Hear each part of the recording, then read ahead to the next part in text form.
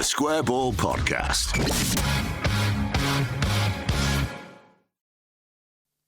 Hello there, welcome to the show. Brought to you with Levi Solicitors. Correct. LeviSolicitors.co.uk/the square ball for your 10% discount. Will's Probate Conveyancing. Not in the mood, are we, really? Not really. I've considered selling my house and leaving the country. Yeah. Dan, Michael and Rob with the Post-Wembley come-down show, I suppose, is probably the only right way to describe it, just to reflect on what happened. We couldn't do a proper match ball as well. We were in a bloody echoey Airbnb. The internet was just abysmal because it was a mobile dongle. I uploaded the video of the one that we recorded.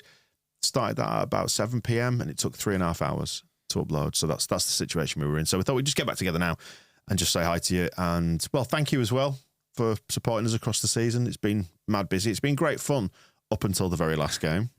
I did dip into I didn't watch it back, but I did dip into the YouTube comments because I've got my little admin account that I can see what's coming in on it. It's quite nice to hear people giving us little pep talks in the comments, almost like we were the players and needed to pick. It was like, so let's just come back. We go again next year. You can do this. You're all right. I mean, truthfully, how do you feel about it, Rob? Because I'm all right with it. I'm at peace with it completely already. I was fine with it yesterday on the train back. I was like, it's done now, isn't it? Yeah, I expected to feel a lot worse. I certainly felt a lot worse after Watford and Doncaster, despite not being at those games. But it was all so familiar.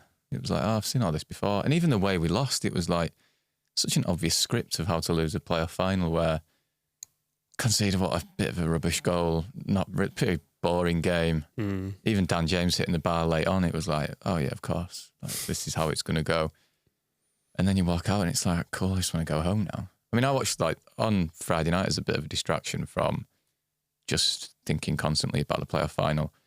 I watched the Leeds Rhinos and they did give me a welcome distraction in that they were absolutely terrible. And even though that was just a standard league game, I was a lot more annoyed about that because there was players playing with like a complete lack of basic skill or application. There's like a lame duck of a coach who no one believes in and he's going nowhere. And there's like people making decisions at the club that seem to have run out of ideas and it's utterly directionless. And that gave me something to be really angry about. So I woke up on Saturday morning fuming about that. Whereas the game on Sunday, it was like 50-50 game. Going down, I didn't necessarily have this sense of we're definitely going to win. I just thought, could go either way this. And it did. And I don't think we played particularly well, but I don't think we played terribly. And ultimately I came out of it going, I still feel quite optimistic about the direction that the club's going in. Yeah. So I'm glad that it's just all over now and I don't have to watch them or engage with it for another few months. I mean, it's funny, isn't it, that goal just completely killed the energy in the Leeds end because it was that sinking feeling of we have seen this one before. We know how this goes from here. Because I went from being quite pumped and up for it to just whatever. I mean, but then, you know, that all flips, doesn't it? The whole script flips if Dan James's shot goes in.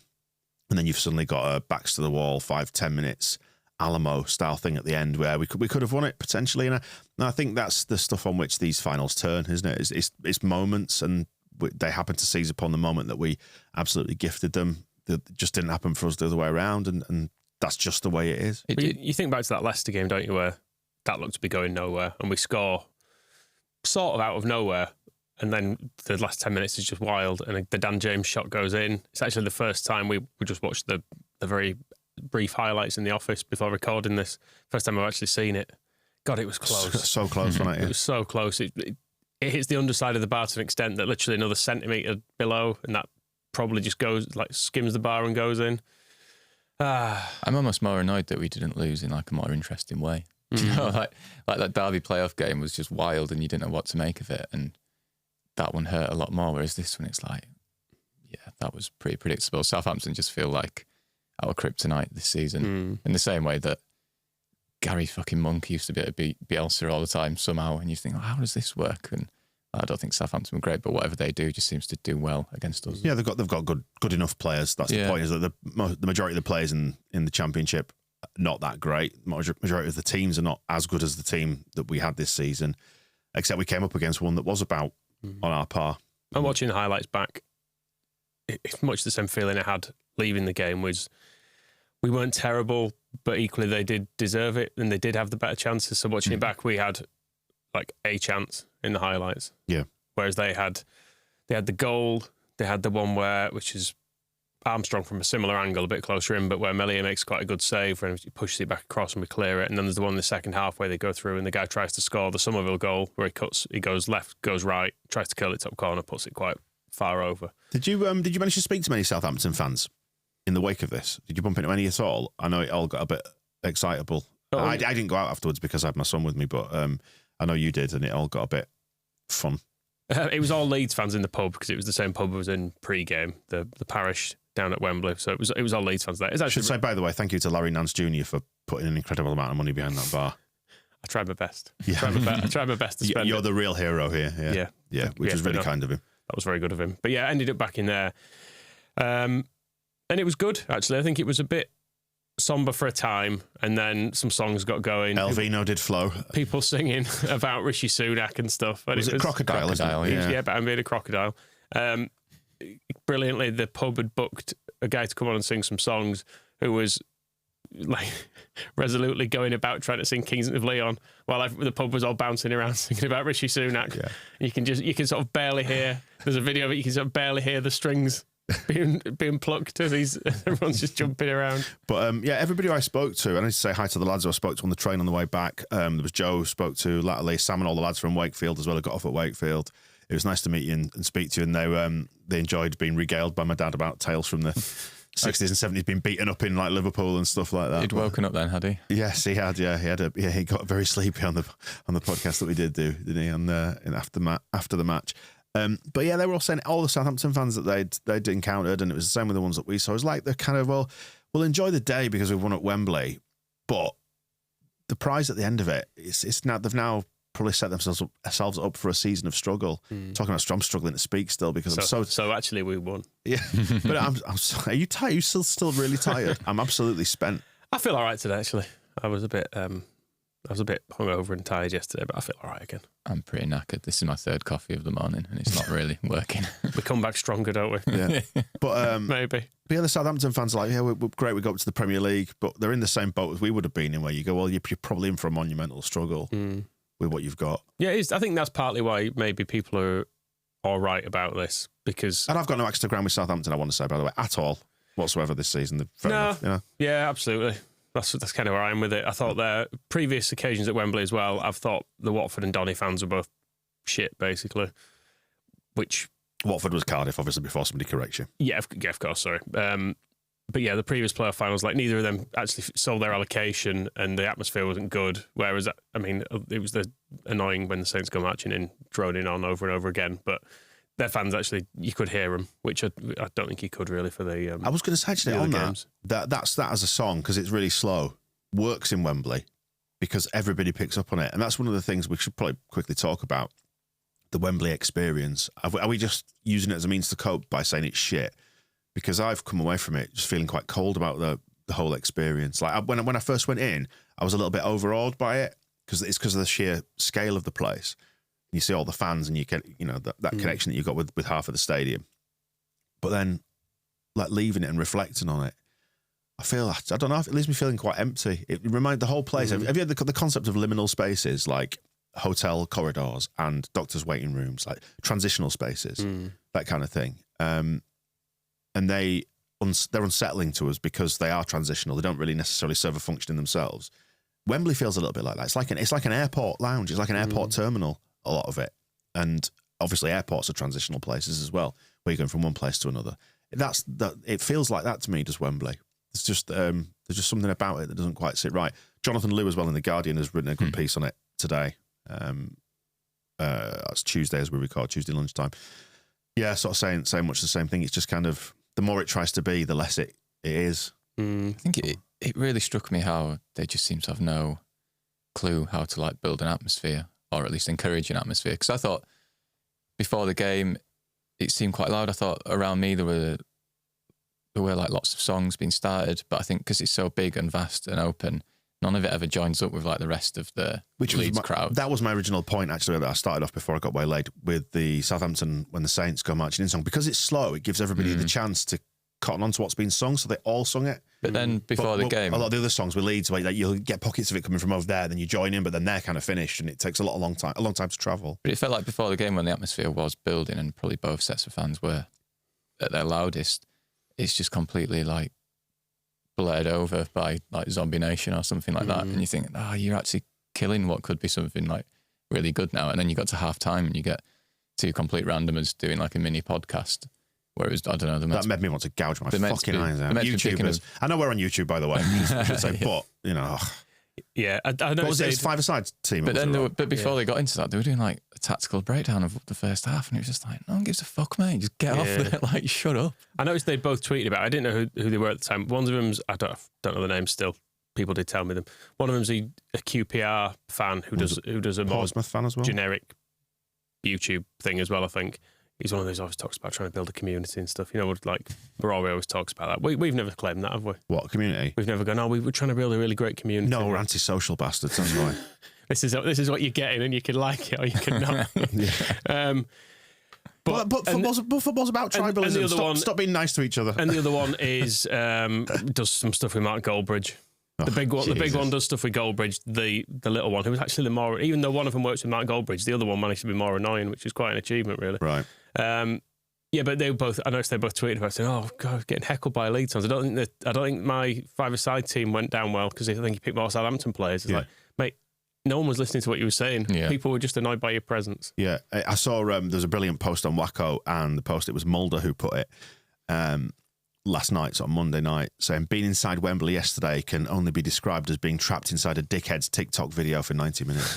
And that's how I felt about it. I felt like, you know, like we kind of pride ourselves in being, I suppose, the last great old school club that hasn't been completely consumed by modern football. And whether that's true or not, I don't know, but it's a badge I'll quite happily wear.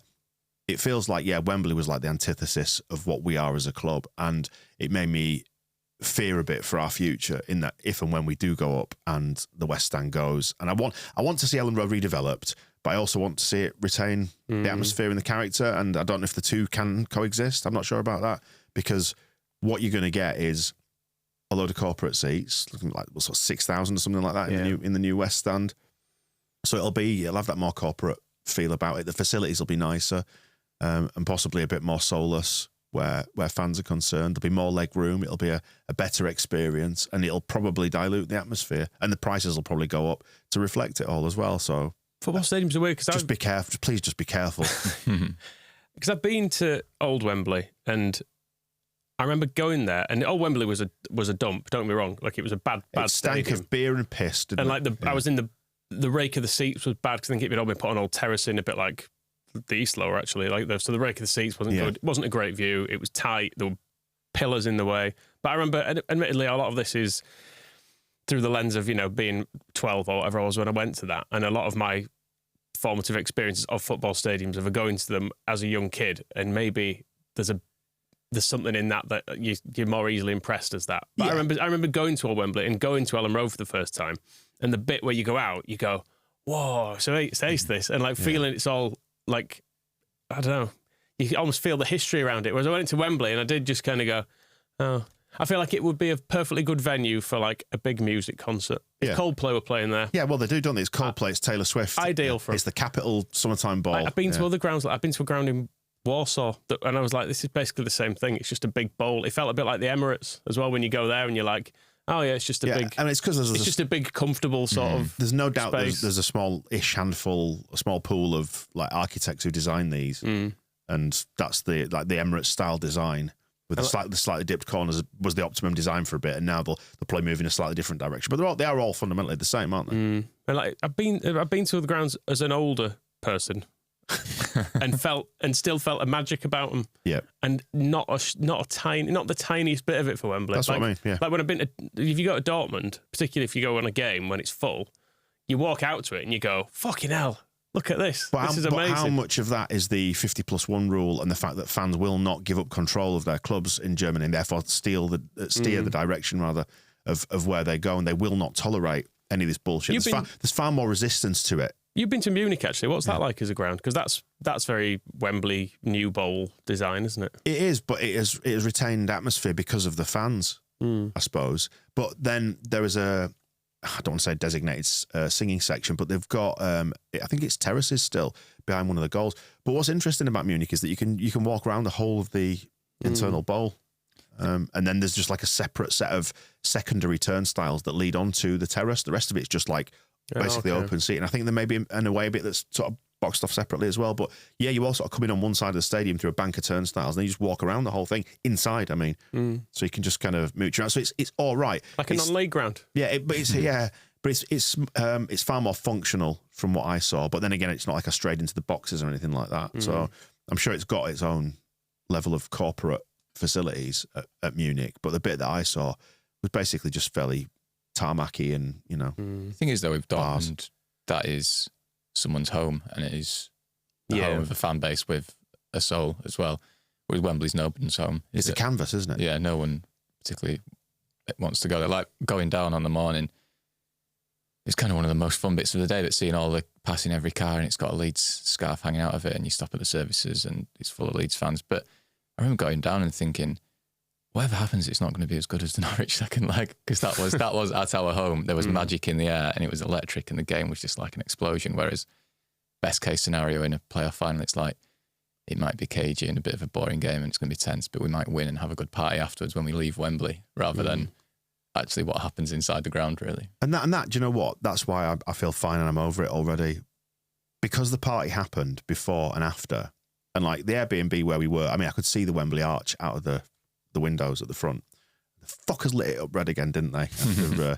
After Southampton beat us. But they put the colour of the winners up on the arch for a bit, and then it was about 10:30 at night. It switched back over to the sponsors' colours. I think the area around Wembley as well is so characterless because it's obviously all been redeveloped at the same time as the stadium. Again, touched on by Jonathan Liu in that Guardian article. Oh, okay. Yeah, worth a read. So you walk up to it and it's just like... Well, they're gentrifying it all, aren't they? Yeah, it's just like, well, these are some new flats that'll be hugely expensive. Here's Box Park. It's all... Which makes sense because obviously you want a big football venue near a football stadium so you can fit as many people in to drink your beer and stuff. But it all just feels like it's not the Peacock, if you know what I mean. Like having a, which I know is stupid. I know you can't. It's forced. It's artificial. I know you can't create like an old pub near a football stadium, but it feels. It does feel like you might be just going to like a big shopping centre. Well, it is.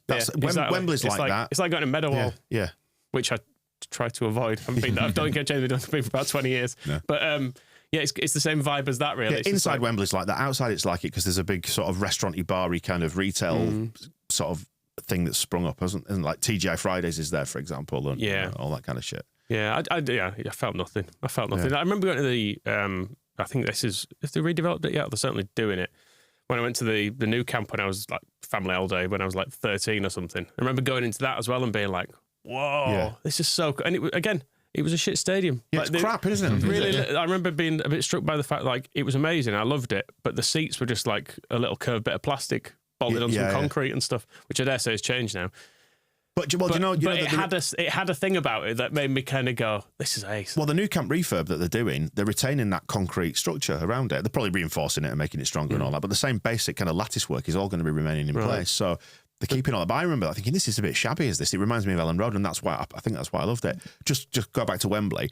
Our Airbnb was facing the Wembley Arch, just on the main road, Wembley Park Drive.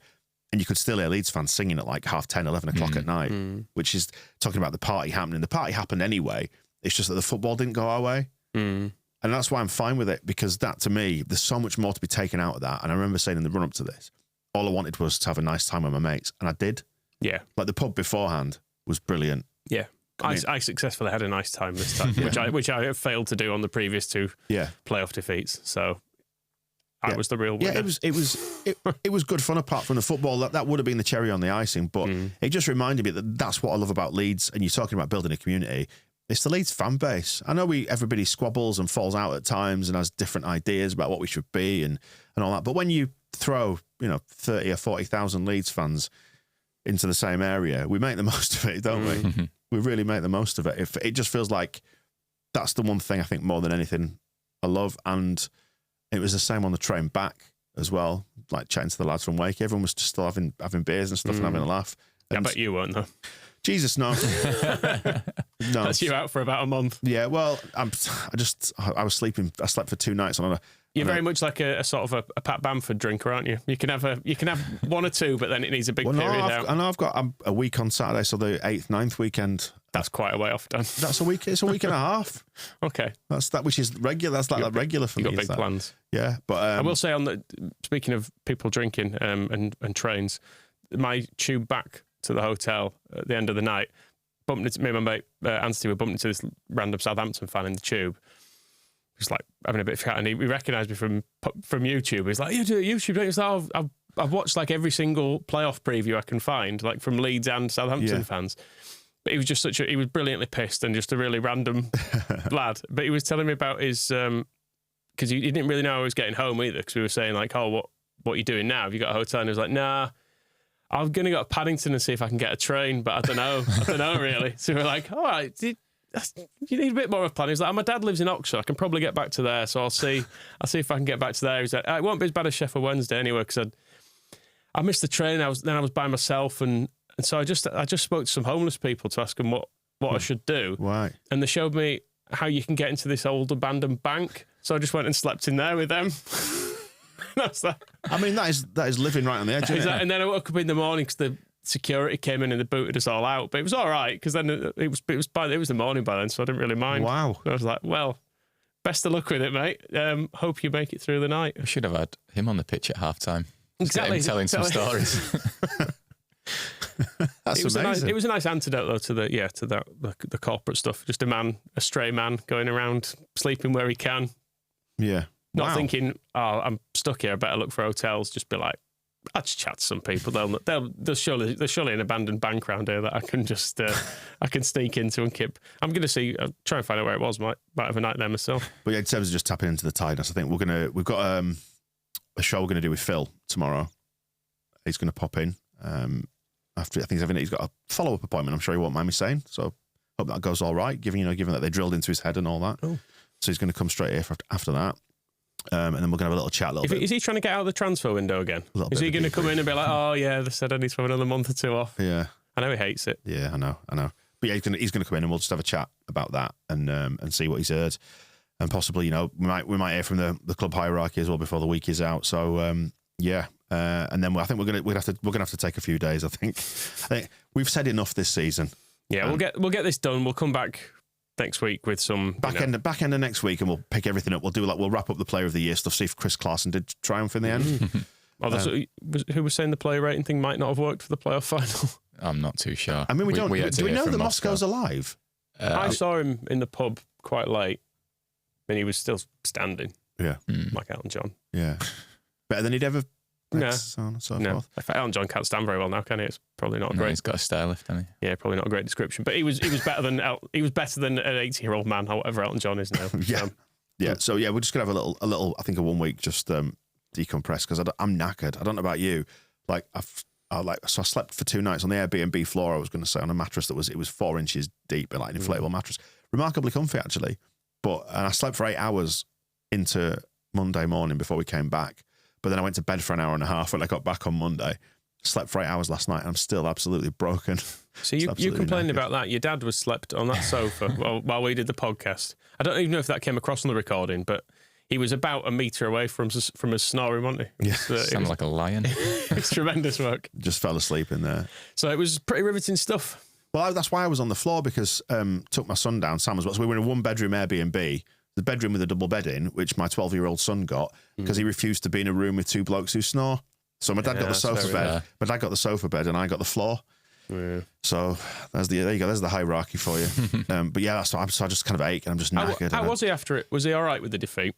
Yeah, he's seen it all before, hasn't he?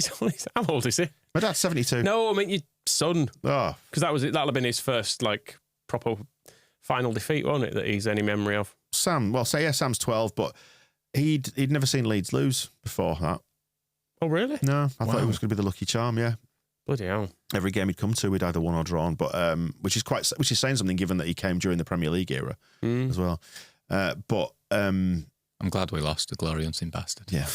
No. Do you know what? I'd been building it up to him more in the run up to it, to the extent where I think I was kind of pissing him off a bit, because he's very kind of chill and quiet and considered, is Sam. But then I think it was when we walked out, funnily, if you were talking about being not affected by Wembley, when we walked out to where our seats were, and we were in the wankers middle tier. The Sunak seats. Yes. Well, we were on the next block from the Royal box. Could you see Letitia, by the way, from where you were? He would have been on the opposite side of the Royal box. So you had all the 49ers investors and whatnot and their families and stuff. There were a lot of like American visitors who were in the section where we were. He would have been on the other side of the royal box. Right. So I suppose there weren't any royals in there, were there, to check the scales and stuff? The only royalty I saw was Gordon Strachan, who was in the same block as me. Nice. And Larry Nance Jr. was just in front of me. It's a shame for the view. Yeah, whoever sat behind him, bobbing around trying to see. But no, and as we walked out of the gangway, and the middle tier was split into two, so we were on row 8, which is the very front row of the slightly up the upper tier in the middle bit. Right. So we had nobody sat in front of us. Railings you could put your feet on, loads of leg room. Hated it. But the view was absolutely incredible. But as we walked out, I filmed him walking out through the doors, the double doors, and out into the gangway. And so I've got a really nice video of like his face. And to be honest, that's the stuff I'm going to take out of it. The chance to do that, it's proper once in a lifetime stuff to sit that close to the trophy lift so we could watch Southampton lift that pretend trophy. How was that? We didn't stay around. I know you said you like left on the whistle. I'm not kidding you. Like the ref, I don't know if he did his 3 whistles, but as soon as his arms went in the air, to signal full time. Yeah, we were down. And because we were on the front row of that upper tier, we were able to just dash across. And there was nobody that side of us, so we were just able to dash across the front of the row, down the steps, through the doors, was out. All I saw was their players running towards their fans. I was like, I'm done. Yeah. Missed out on a pie in the lounge afterwards as well.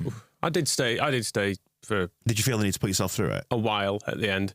I was just watching now. I wanted to see the reaction of our players as much as anything, just to sort of see what happened. They did...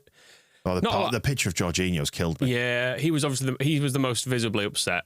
Gruev was in floods of tears, wasn't he? I think. I saw actually get a hug off Farker as well. A lot of them just kind of lined up in front of just outside the box, didn't they? And just all stood there for the most part, just kind of looking at the Leeds fans being like, fucked it. Yeah.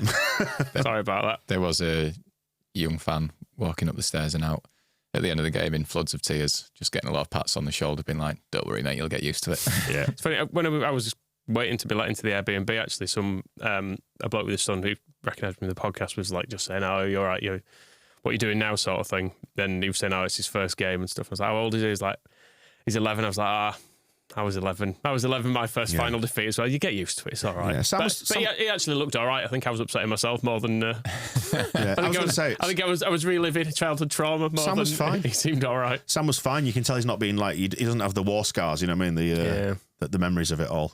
It was... I think he just enjoyed being there. But the moment it landed was when we walked out and he saw it.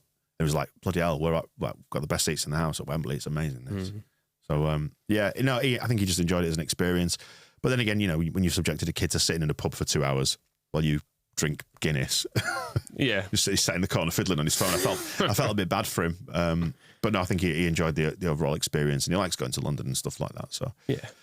And here we are, exciting stuff. Isn't it? Here we are back in the north with no decent public transport. Yeah, it's nice that, isn't it? How when you miss a train, there's like another one in a minute's time. Yeah. Whereas in like Ponty, you've got an hour between them, it's like, oh well, I suppose I'll just sit here then. I did also meet Kevin Daly, who played for Leeds in that FA Youth Cup final, weirdly. He came and spoke to me in Wembley. His mate began listening to the podcast and I was like, I've got Kevin Daly with me, played in that game with Whelan and everything. He was like, oh, what random people to meet at Wembley. But it was nice to speak to him as well. Yeah. In the pub actually back near where we were staying, there was Paul Reaney's grandson was drinking in there as well. Yeah.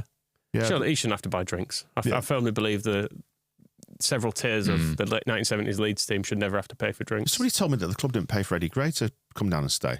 What? I know. Leeds United royalty. You could have stayed in. You could have given over your. You could have quite rightly slept on the laminate flooring while Eddie Gray snored next to you. Yeah. So apparently, I think he had to pay for some of his. I don't know if his own travel or his own hotel, but yeah, how tight is that? Yeah, not good. That's not fair at all. No, but there were loads of other people there, weren't there? I mean, Calvin was spotted; he was at large afterwards. Luke Ayling was drinking in Box Park. I think he was videoed necking Jaeger bombs or something like that. He signed for Middlesbrough now. Good to see he's given up now. He's signed for Middlesbrough. He gets straight on the booze. Comes back 2 stone heavier. So yeah, lots of people spotted. Great day out. Just ruined by those dickheads again, wasn't it? Yeah. But again, as you said, Rob, we weren't even that bad. Nah. We just weren't good. And I know we spent an awful lot of this podcast slagging off Wembley. I think it was you said before, if you can go up through the playoffs, it's the best way to do it. And I said, no, I do it at Ellen Road's the best. Yeah. And this has just reinforced it for me. I agree. Definitely. Yeah. I even think a standard away game would be better. Yeah. When it's a more compact and like, I don't know, it's a crowd that understands each other at an away game. Yeah. I don't quite know why. It's like a weird, our ecosystems are somehow connected in ways that you don't quite understand.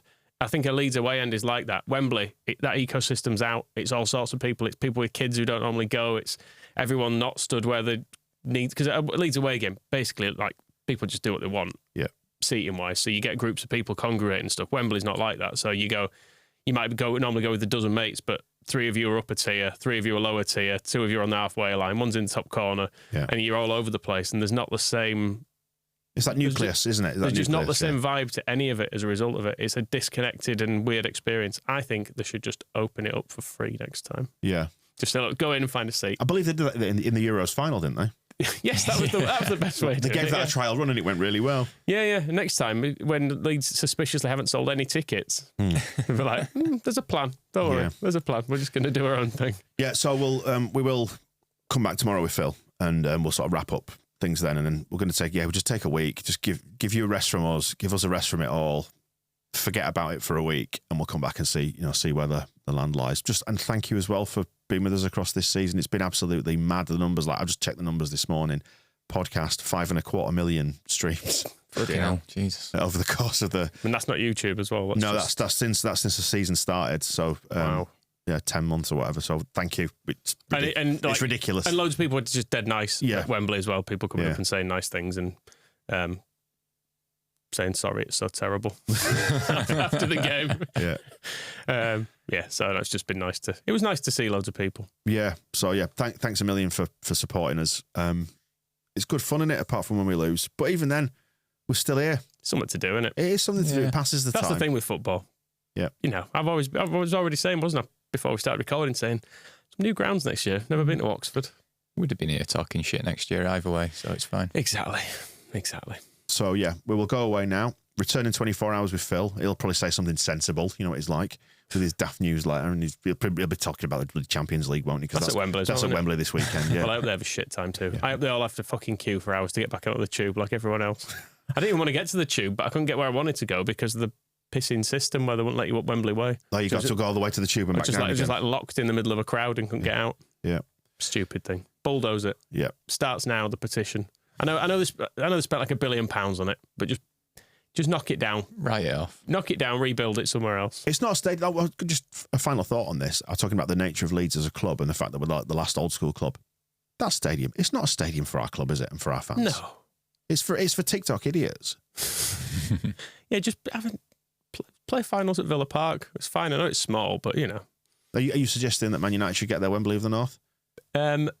No.